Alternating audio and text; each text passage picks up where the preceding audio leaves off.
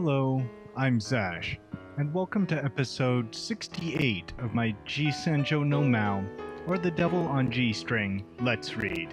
Joining me, as always, is my co-reader Faith.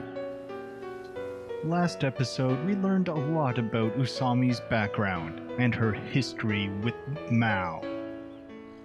Usami's hatred for Maou is very genuine, and it is not some misunderstanding that she hates him.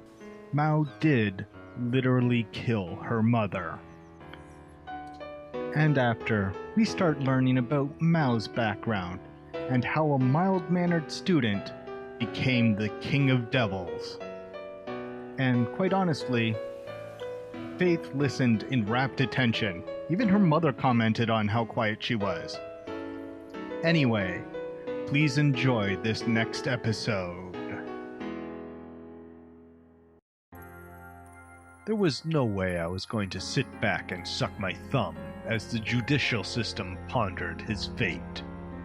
I returned to Tomenbetsu City, packed my bags, and said goodbye to Kyosuke and Mother. They were both worried at my departure, but wallowing in our sorrow wouldn't save Father.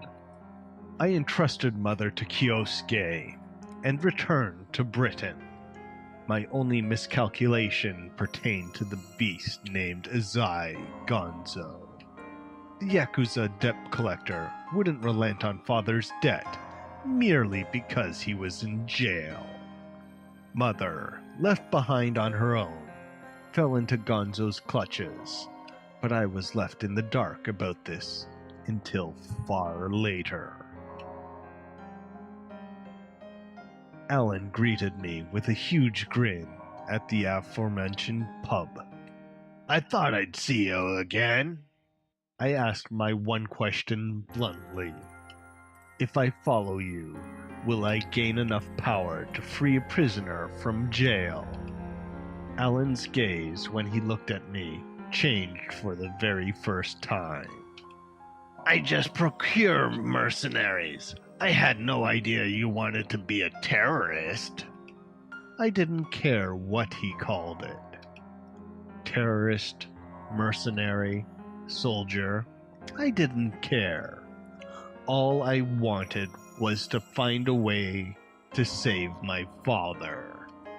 "Well, work for us for now. Lots of our people declare themselves free agents after 2 or 3 years. It wasn't like I didn't have any hesitation towards going with Alan. It would mean having to go years without any contact with my mother in Japan. It was only when I got involved with the London Underground bombings that my resolve strengthened.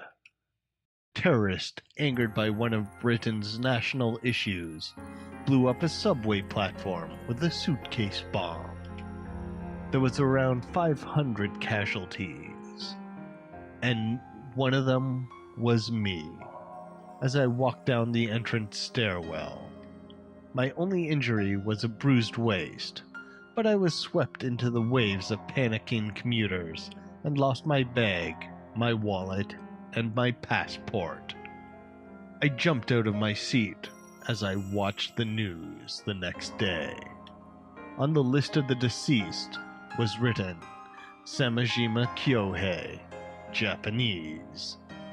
The London police force's half-assed investigation were so famous that I'd heard stories in Japan, so it wasn't all that surprising. For example, a month after I enrolled in college, a friend of mine was arrested. He was charged with sexual assault. Because he had an alibi. He was eating with me at the time. He was quickly released. Apparently, the police barged in, arresting him merely because his girlfriend accused him. There was also a strange case involving another university, where an assistant professor was surrounded during a lecture by police, toting submachine guns. This too was because of a single testimony. this time by a Pakistani immigrant, because the professor looked similar to a terrorist. In Japan, where people are only arrested after concrete proof of a crime is discovered, these false accusations rarely happen. But in Britain, these false accusations run rampant. The media makes a big to-do about the case nearly every time, ensuring that even after the charges are dropped, the damage has already been done. I can understand that Britain had been under terrorist threat for a long time, but it's gotten to the point where it's unsafe to walk around at night. People have been shot in the streets without any attempt at an arrest. Thus, I wouldn't be surprised if the man in immigration control assigned to the case was simply too busy shooting heroin to make a call confirming my death.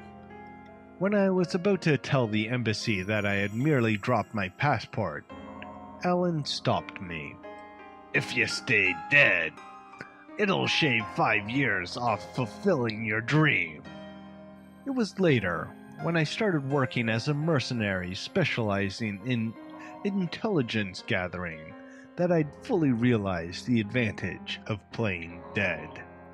Alongside the recruiters, there were also people who sold falsified records. For example, in Britain, there were Indo-Pakistani immigrants who were subcontracted by certain big shots in the mafia. They had a lot of big connections around the world, so as long as your request isn't too unreasonable, they'll help you cover up your past.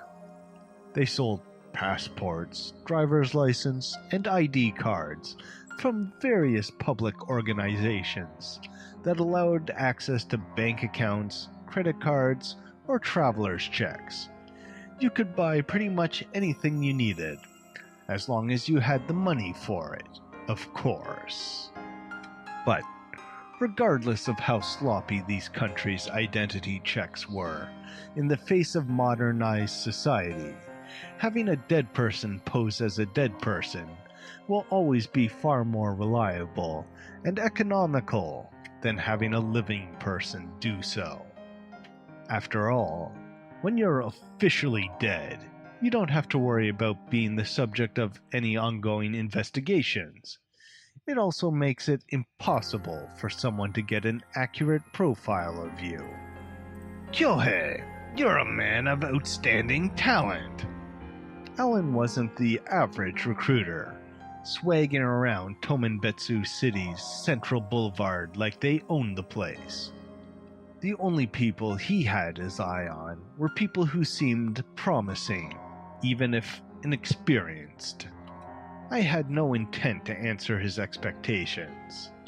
I just signed the provisional contract to fulfill my own goal.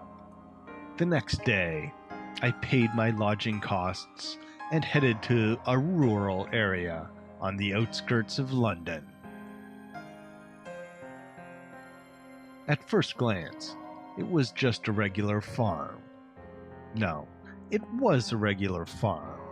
There were cows, goats, and sheep, and people milking them without a care in the world. They said the training camp was just the farmer's side job, but it was obviously being financed by some conglomerate or syndicate. In other words, he must have been a high-ranking warlord that no doubt had more than a few mercenaries under contract. Needless to say, he was quite wealthy. And a common aspect of the wealthy in any country would be their propensity for cutting costs. Our lodgings were coarse, our meals mostly scant and vegetarian in nature. I, along with all the other fools that fell to the temptations of the devil, was assigned to a group of 5 or 6 people. We all then underwent medical and fitness evaluations. During the initial stages, there was a heavy emphasis on exposing any special skills or experience that might be of some use. More often than not, This took the form of an intense interrogation. It felt like we were part of some twisted livestock competition. However, since these proceedings were only a formality, people like fugitives, deviants, and the like were not filtered out of the selection. Britain is a country of varied races, so naturally the people gathered were also quite varied. I was forced into a sweatshop alongside an extremely pale man, and after 3 days there, I caught a glimpse of a veritable giant sobbing. After having my aptitude harshly evaluated, I was called into another room. There, I was beckoned over to a stern-looking Caucasian, dressed in military uniform. Apparently, the fact that I told them I was a black belt in karate had caught their attention. The man was less intimidating than he looked. I had gotten into a fight on the streets of London once before, but Westerners in general have a tendency to try to subdue you with physical strength. As long as you take the proper distance and avoid their unrefined charges and kicks, one swift counter to the vitals is all it takes. But putting my skills on display like that was an act of suicide in a way, as it resulted in upping the level of training I received. Once you reach the 5th level, they send you off to the battlefield. This facility, given the nickname The Pen, is one of many scattered through Europe. It was indeed common for these war ranches to camouflage themselves as everyday crop or dairy farms, but in some countries they operated right out in the open. After the cattle parade was over, and I had signed a contract with a mercenary contractor, I was sent to a military school in Switzerland that was famous for churning out soldiers of fortune. My instructor there was a man that went by the Devil. He was a short, slender man, and he was such a gentleman that if it weren't for the military uniform, you might mistake him to be the manager of a fine tailoring business, or the like. For someone who went by the Devil, he was fairly mild-mannered. He was nothing like the cruel drill sergeants you might see in a movie. I had heard that he was an ex-member of the British Special Forces. Of course, there was a sort of unwritten rule that one mustn't talk about one's past. So, to this day, I don't know for sure whether that was true or just a rumor. What I do know is that the Devil certainly could display some incredibly advanced techniques. Between lights out at 9 p.m. and rising at 4 a.m., the Devil would occasionally launch a guerrilla attack on us as we slept. The curriculum was divided into field and study. In the field segments, we covered topics such as the usage of munitions, marksmanship, the proper methods of arming and dismantling bombs, sabotage, close quarters combat, and reconnaissance. The study segments covered subjects like communications, navigation, survival, and the like. Due to the harsh training, there were some among us who dropped out. Some even became handicapped after an accident during training. The only reason things went smoother for me was because, besides my native Japanese, I was fluent in English, Arabic, German, French, and Spanish. You like playing around, don't you? What a child. One day, after a training session in close quarters combat, the Devil came over to offer me words in a rare, harsh tone. It's true, I did have the habit of taking my time finishing off my opponent after getting them to the ground. I held off because I wanted to see how they would react when thrown into a predicament. You had a bit of a smile on your face. You know that? I actually had never noticed it myself, but regardless, it was a rhetorical question. Try paying a little respect to your enemy. I'm not training psychotic murderers here. The British gentry had a set of prerequisite virtues before one could call oneself a gentleman. On one hand, he was teaching us how to kill people. On the other, he was preaching morals. I was probably on edge with murderous excitement at the time.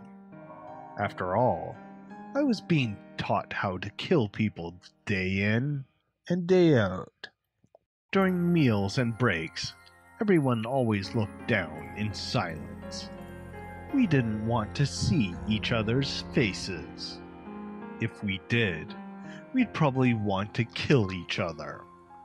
Asking us to respect our enemy as we were being eyed by gun-toting guards was simply preposterous. I couldn't help but grab my stomach and laugh. Then how do you explain the brutal acts performed by some British soldiers in the last war in the Middle East? Hypocrites honestly believe that the good deeds of the few can really save the world over time. If you want to put up the smoke and mirrors on someone like that, just draw up an analogy on a grander scale.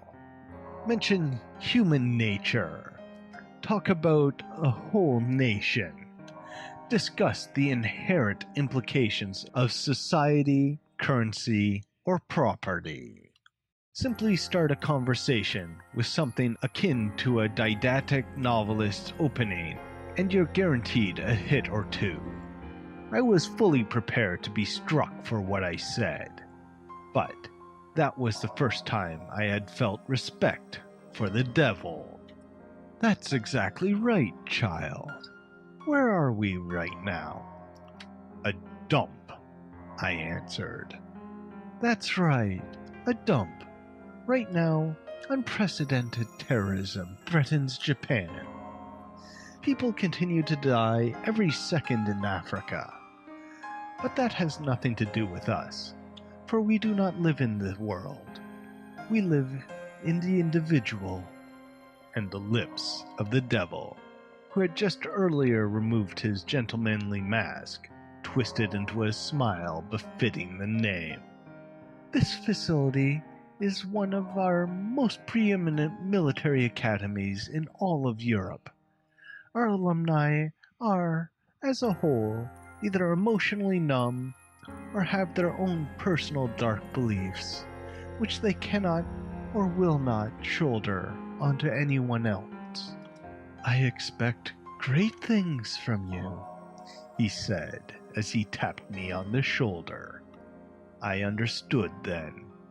Let us assume the right and wrong, good and evil, are subjective concepts. Thus, without any objectivity to guide you, without any semblance of reality or fact, one can only truly be a king of evil when living in one's own personal reality until the bitter end. Only in one's own mind can one truly be the devil, the Maou. At any rate, mercenaries aren't trained to become charity workers. If a cadet fails to graduate from the academy and get on the market after 2 to 5 weeks, he won't make it in the industry. At my graduation, the devil proposed a certain code name to me, his own. The devil, in my native tongue, Maou.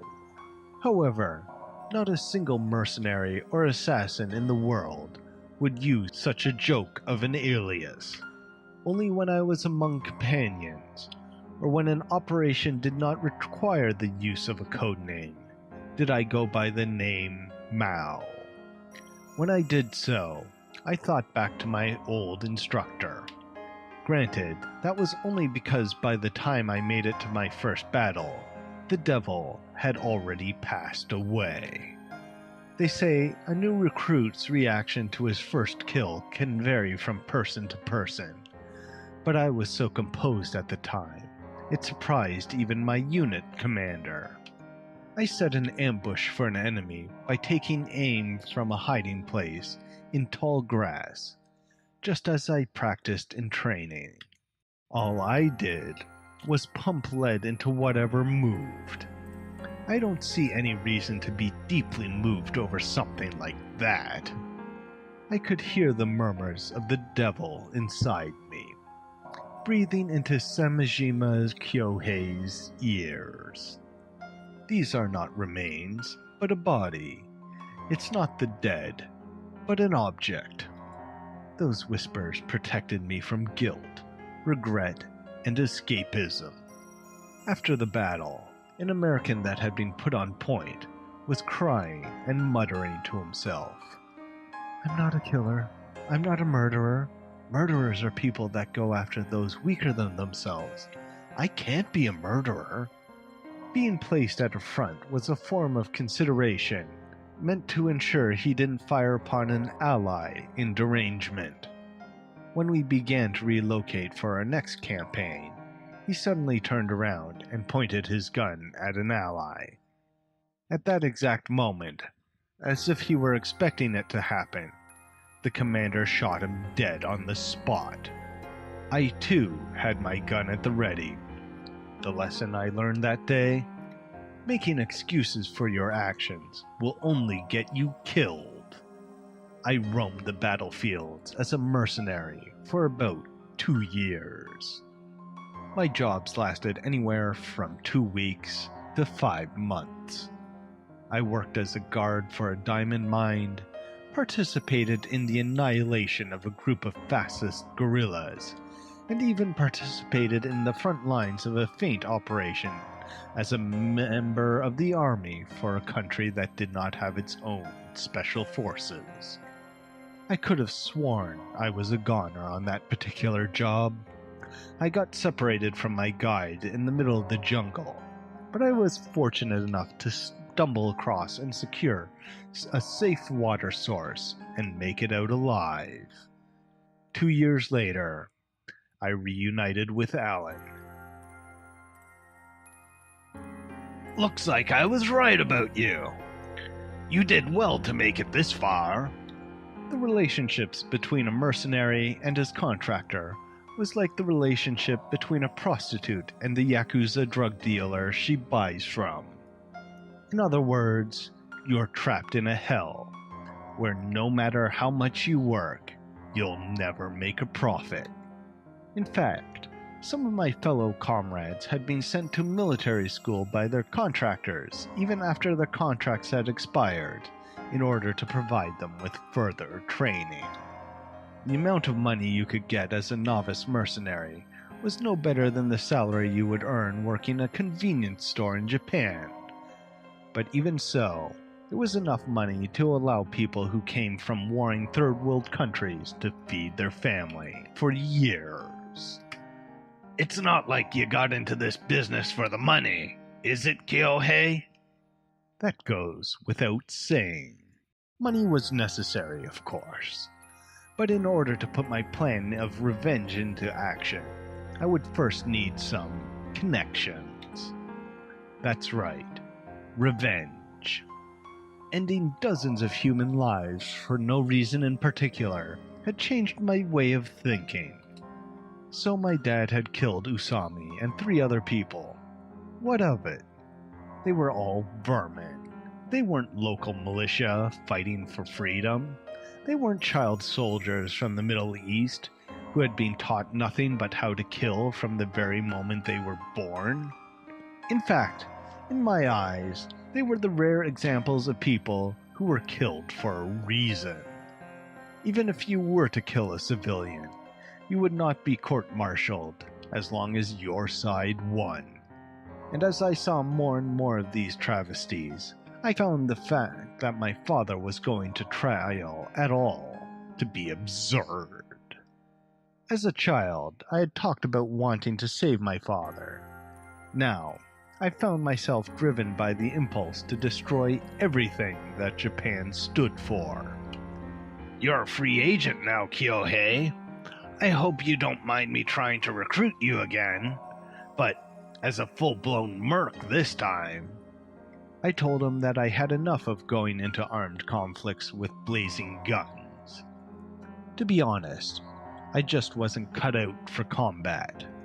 My main downfall would be my tall build. A bigger body makes for a bigger target. In fact, most of the soldiers you see bragging about their prowess are the ones normal height and build, people that wouldn't stand out at a glance. Occasionally, you'll see one of those big muscled gorillas like they show in the movies, but most of those either meet a quick death or go mad and become useless. To exacerbate the problem, I had a disrespectful habit of treating the whole process as some sort of fearless game. I never actually intended to be that way, but people had pointed it out to me on several occasions that I intentionally avoided striking vital areas. On the battlefield, where a split-second judgment could mean the difference between life and death, this was a fatal flaw. However, I had a certain talent in liaisons due to my language studies. For the second stage of my revenge, I began gathering experience in espionage and intelligence. When someone says mercenary, most people generally have the preconception of a soldier, and I was honestly no different. But, as one would expect, the jobs requested by the clients that put forth the best pay are naturally quite difficult and highly confidential in nature. They usually have months, sometimes even years of planning put into them beforehand. Also, unsurprisingly, these jobs come with harsh prerequisites.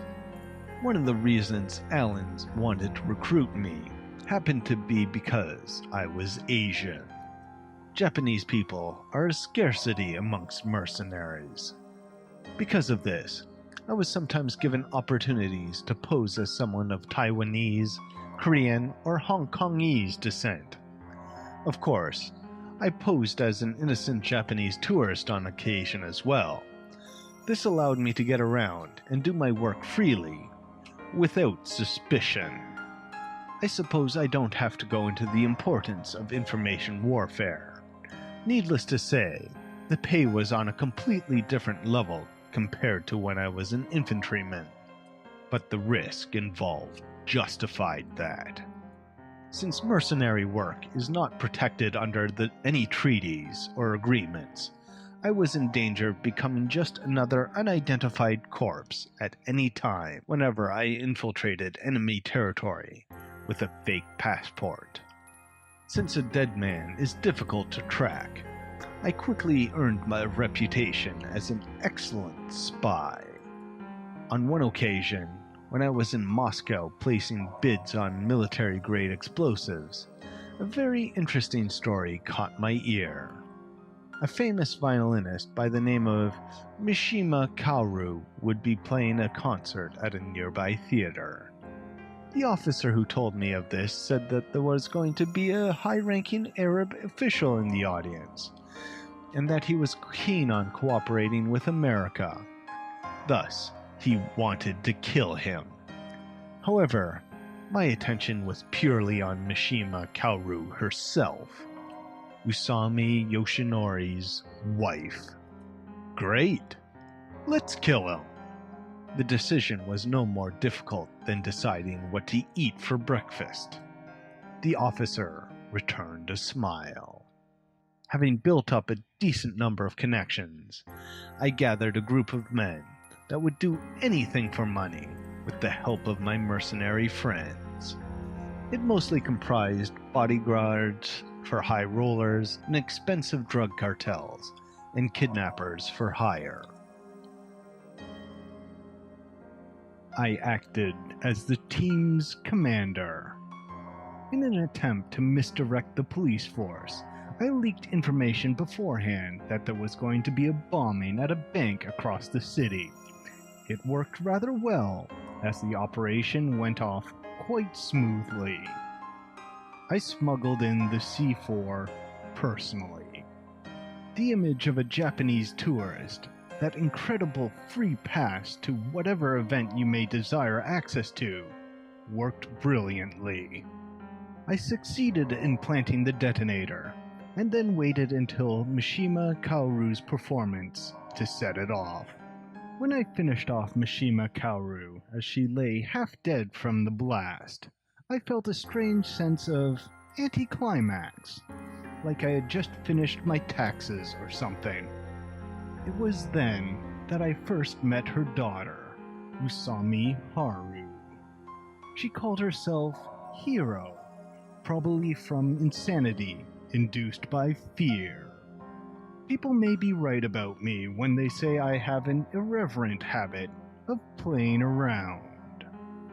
The video games I played with Kyosuke always had a righteous story about a hero whose village was burned to the ground. After coming to terms with the loss of his family, the hero would gain power over time and eventually come to defeat the evil demon lord. That is, Maou. If someone were to ask me why I didn't kill her, I could only answer that it was because it would have been more interesting that way. No. To be absolutely honest, the conscience, which I was sure I had purged before, began to ache. A father is a father, and a daughter is a daughter. I remember feeling that way even after killing her innocent mother.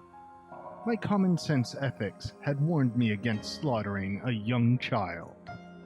In the end, as the years passed, I ended up forgetting about Usami Haru.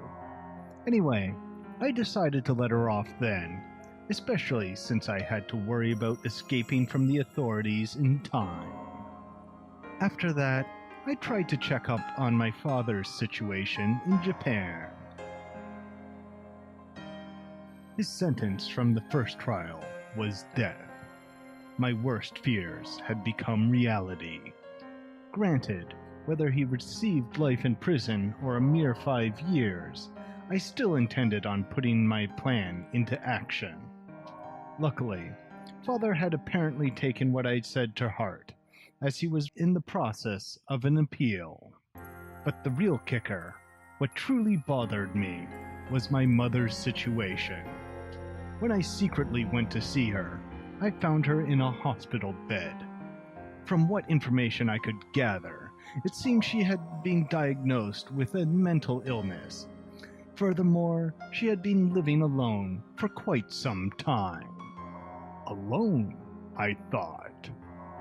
Where had Kyosuke gone off to?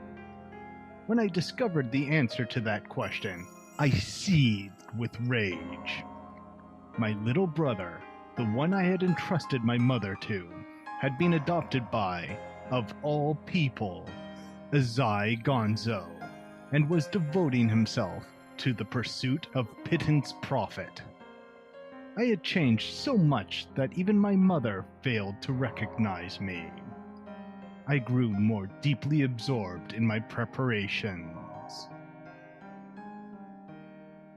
When one works in the field of espionage long enough, one inevitably meets fellow intelligence workers from the private sector, namely, from trading corporations. And when that corporation is as gargantuan as the Sano Corporation, it would be unheard of not to employ a few people with the little task of selling the copious information stumbled upon by the company. I grew close to one such person, and through him to the CEO. At the time, Sano was experiencing a few problems common to multi-billion-dollar enterprises. Meeting sale quotas in $1 million company is simple. One only needs to sell a few Mercedes-Benzes or a yacht or two to maintain growth and revenue. A billion-dollar company, though, is something else entirely. It's near impossible to hold such incredible capitalistic power without dipping into military affairs. In Senjou's defense, they did have a secret factory in Latin America running to supply weapons to third world countries, but in the end it amounted to a mere fraction of a percent of the arms dealing business as a whole. Thus, I propose that they use another company under their umbrella to export manufactured weapons out of Japan. Weapon exports are outlawed in Japan, but that is exactly why they would lead to profit if successful. There are a good number of independent weapon dealers in the world, people that sell out of an attaché case. I set them up with Sano, established a few bases along fishing harbors in Japan, and cultivated a market. We set out from harbors in Niigata and Fukui, then made deliveries over the sea to a North Korean vessel. From there, we formed a land route from Pyongyang to Vladivostok. Once in Russia, we sent our goods all the way to Moscow, and at that point, we didn't have to worry about being tracked. Furthermore, while bribes won't work on custom officials in Japan, classic smuggling tricks like triple walling your shipping containers can sometimes get your exports through. And while spearheading Sano's darkest dealings, Maou was busy with a business plan of his own. I consulted with Alan. "You want to start up a mercenary contracting organization in Japan?" Alan's eyes sparkled. He no longer treated me as the greenhorn child I once was. He now recognized me as a fully independent adult. "I know that Japanese are in high demand. That's why I had my eyes on you. But Japan is a prosperous country. Who do you think is going to apply? I can't imagine there's much profit to be had." I myself was raised in a wealthy family.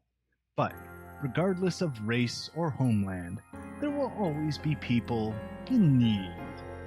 Not of money, perhaps, but of fulfillment at the very least. For example, children burdened with the future.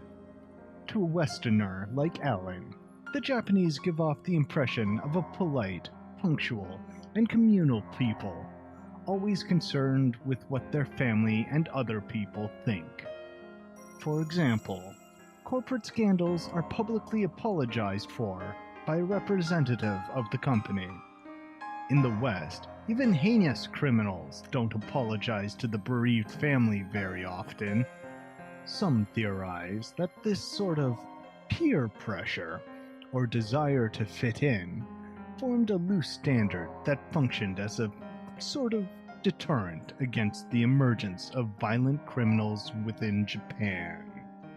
But in recent years, the change in social environment has weakened the sense of unity amongst Japanese, a trend marked by a rise in individualism. Heinous crimes committed by young children who received insufficient love and attention at home or have been ostracized by their peers in the community have gradually started to grab people's attention. I spoke to Alan about what I had read in a certain book, and then informed him of my own original, delightful little proposal. Why don't we try giving them guns? For example, bullying is a problem in every developed nation, yet, for some reason, child suicide rates in Japan stand out as exceptionally high. You don't know how much this saddens me, Alan. If this were America, they would have the option to grab a gun and join a gang. If we can discover talented individuals and then give them the proper training, you can bet they'll justify our investment when they become capable warriors. This procedure, almost akin to kidnapping, proved to be fairly successful in the West. After all, acting as a mercenary recruiter is a pretty extreme job, and while their numbers have certainly decreased, they're still in operation across many regions in Europe even to this day. You have my full support, Maou. Thusly, I began my roaming through the streets of Japan. My first targets were the children of corporate presidents and the bastard children of politicians. The rationale behind the choice was that if their training turned out to be a bust, I would at least be able to use them as hostages for ransom from their parents. I soon began to target lower-ranking members of organized crime rings as well, and then members of biker gangs or the like, who would soon be on their way into organized crime. The talent I sought was that of pitiful children who faced unjust treatment within their family, school, or workplace. Children with nowhere to turn but to violence. One of my many pleasures was watching these children grow. I loved to see what they did with themselves after learning how to sell cocaine, or being given weapons to rob a bank. The information network among children in Japan was not to be underestimated, as rumors about Maou quickly spread. Eventually, I did not have to go looking for talent. Talent came to me. In all seriousness, though, it should be noted that it's natural for a boy to want to fire a .44 Magnum at least once in his life. A troubled family background isn't necessarily a factor there. Anyway, among all these children was an exceptional example of talent, Tokita Yuki. My experience with female mercenaries was limited solely to rumors, as a testament to how rare they must be. It was such a shame that Tokita turned out to be an acquaintance of Usami's. Now then.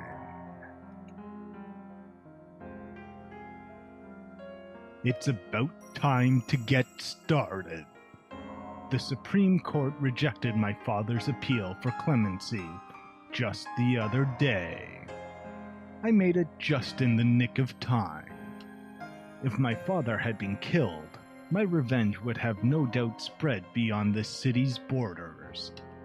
I look up at the Sano building, the place my father once worked, and the place I utilized to assist in my arms smuggling. It's finally time to pay the piper, Sano. I'm here to collect my dues from the despicable organization that unjustly covered for Usami Yoshinori and sentenced my father to capital punishment. My only remaining worries are that the hero and my traitorous kid brother Kyosuke. You like playing around, don't you? What a child.